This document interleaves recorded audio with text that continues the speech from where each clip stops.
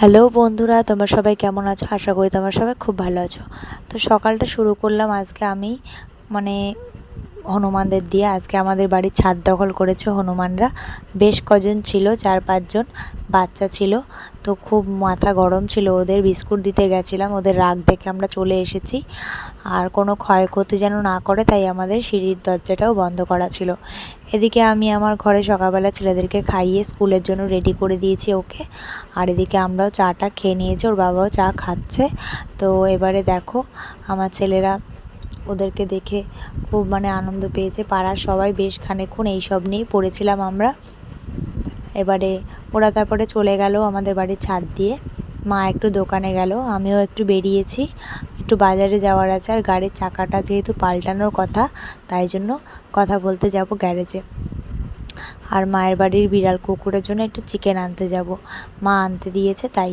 এদিকে বড় ছেলে স্কুলে ছোট ছেলেকে নিয়ে যাবার আজকে ভীষণ রোদ্দুর উঠেছিল, খুব গরমও পড়েছিল বাইরে, তাই আমরা আর বাজার করতে পারিনি। আমরা চিকেনটা কিনে নিয়ে টায়ারের দোকানে কথা বলে টায়ারের দোকানে শুনলাম যে অনেকক্ষণ সময় লাগবে। তাই জন্য আমি ওর বাবাকে বললাম যে আমাকে বাড়িতে দিয়ে আসো, ছেলেকে আনার ব্যাপার আছে, রান্নার করার ব্যাপার আছে। তো আমাকে ওর বাবা বাড়িতে দিয়ে আসলো। দিয়ে এসে তারপরে ও একা একা এসেছে চাকাটা লাগাতে, টায়ারটা লাগাতে। আর আমি তার মধ্যে ঘরের টুকিটাকি রান্না এক পদের রান্না করেছি। যেহেতু ছোট ছেলের একটু পটি হচ্ছে, ওই জন্য ওর জন্য আমি একটু কাঁচা কলার তরকারি রান্না করেছি। আর তোমার বড় ছেলে আর আমাদের জন্য বেগুন ঝিঙের তরকারি রান্না করেছি। যেহেতু আজকে অমাবস্যা, তাই মাছ মাংস কিছু খাবো না, তাই জন্য নিরামিষই রান্না করলাম। এদিকে ছেলেদেরকে স্নান টান করে দিয়ে মায়ের ঘরে দিয়ে ঘরটা পরিষ্কার করে নিয়েছি। এবার দেখো দুপুরে খাওয়া দাওয়া করে রেস্ট নিয়েছিলাম, সেগুলোর আর ভিডিও ক্লিপ নেওয়া হয়নি ব্যস্ততার জন্য।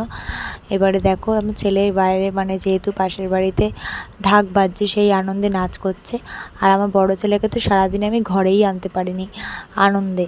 ঢাকের আওয়াজ শুনলে সবারইতে একটু মনটা নাচে, আর ওরা তো এখনও বাচ্চা, ওই জন্য সারাদিন আর ঘরেই ঢুকতে পারিনি। ও শুধু রাস্তায়, আর নয়তো আমার মায়ের বাড়িতে। যেহেতু মায়ের বাড়ির একদম পাশেই দাদার বাড়িতেই পুজো হচ্ছে, সেই আনন্দে। আর এমনিও বেশিরভাগ টাইমটা মায়ের কাছেই থাকে। এদিকে ছোট ছেলে নাচ করছিল, তাই তোমাদের সাথে একটু শেয়ার করলাম। এবারে আমরা রেডি হয়ে নিলাম।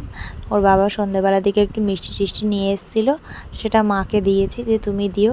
এদিকে দেখো আমিও রেডি হয়ে নিয়েছি। আমি কিন্তু খুব বেশি সাজিনি, একটু কাজল দিয়েছি আর একটু লিপস্টিক পরেছি, একটা কানের পরেছি আর সিঁদুর পরেছি।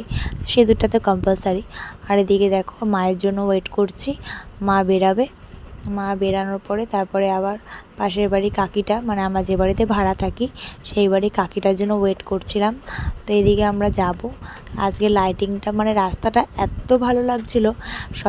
মাঝে মধ্যে একটু পাড়ার মধ্যে কারোর অনুষ্ঠান হলে ভালোই, এরকম ধরনের অনুষ্ঠান হলে মজাই লাগে। আর আমার তো খুব ইচ্ছে একটু কালী পুজো করার বাড়িতে, কিন্তু নিজের বাড়িতে সেরকমভাবে নেই, আর কি পুজো করব। আর আমাদের কপালে সেরকম পয়সাপাতিও নেই যে আমরা সেরকম ঘটা করে পুজো করব। দেখো বাড়ির গেটটা কত সুন্দর সাজিয়েছে। এদিকে ঢাক বাজছে, সবাই দেখছি প্রত্যেক বছর দাদার বাড়িতে ঢাকিরা আসে, খুব সুন্দর ঢাক বাজায়। তোমাদের সাথে শেয়ার করব। বাড়ির বৌদি সবাই অনেকেই নাচানাচি করেছে, আমাকেও বৌদি টেনেছিল, কিন্তু তখন ভিডিও করা হয়নি। তো আমি নাচিনি, আমার খুব লজ্জা করে, বিয়ের পরে বাচ্চা টাচ্চা হওয়ার পরে আর নাচতে খুব লজ্জা করে সবার সামনে। তো তোমাদের সাথে শেয়ার করছি, শোনো।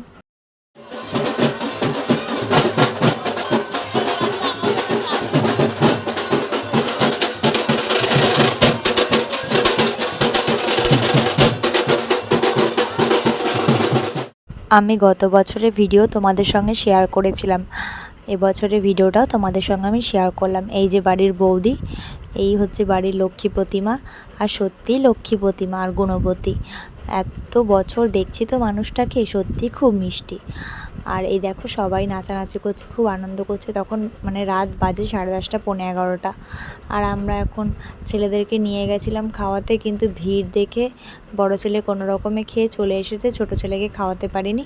আর আমি যেহেতু মা, ছোটো বাচ্চার মায়েদের বড্ড জ্বালা, আমি ছোট ছেলেকে বাড়িতে নিয়ে এসেছি, আর ওর বাবা আমার জন্য বাড়িতে খাবার নিয়ে এসছে। আর আমি ওখানে বসে খেতে পারিনি। বাড়িতে ছেলেকে নিয়ে এসে নর্মাল একটু ভাত খাওয়ানোর চেষ্টা করলাম, খেলো না। এবার দেখো ওর বাবার সবাই ঘুমিয়ে পড়েছে। আমি এবার খাবারটা নিয়ে বসলাম, যেহেতু এক থালাতেই রয়েছে তাই ওদের পাশেই আমি বসে পড়েছি। কি কি দিয়েছে তোমরা দেখতেই পাচ্ছ, কিন্তু পায়েসও ছিল আইটেমে, পায়েস চাটনি পাঁপড়, সেগুলো আর এক থালাতে আনতে পারেনি। আমার মা ওকে কতবার বলে দিয়েছে বাড়ি থেকে যখন যাচ্ছ থালা আনতে তাহলে 2-3টে বাটিও নিয়ে এসো। ও শুধু 2টো থালাই নিয়ে গেছে, একটা ঢেকে আনার জন্য, একটা মানে রাখার জন্য, আর যার জন্য কিছু ঘটা করে গুছিয়ে আনতে পারেনি। এবারে দেখো আমি কোনো রকমে ওখান থেকে খেলাম, কারণ কি তখন 12:30 পৌনে 1 বাজে, তাই আমি খেতে পারিনি, অত রাত হয়ে গেছে বলে, খিদেই মরে গেছে। তো ভিডিওটা আমি আজকে এখানেই শেষ করছি। তোমরা সবাই ভালো থেকো, টাটা।